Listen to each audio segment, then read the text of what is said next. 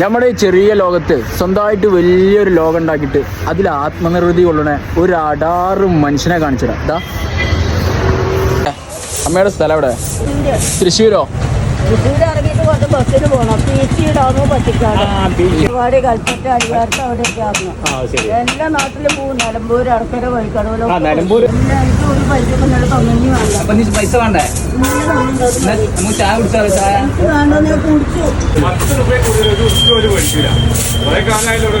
ഈ വീഡിയോ കാണുന്ന തൃശ്ശൂരുകാരുണ്ടെങ്കിൽ നിങ്ങളോട് അസൂയോട് കൂടി ഒരു കാര്യം പറയട്ടെ. ഈ അമ്മയെ ഓർത്തിട്ട് നിങ്ങൾക്ക് അഭിമാനിക്കാം.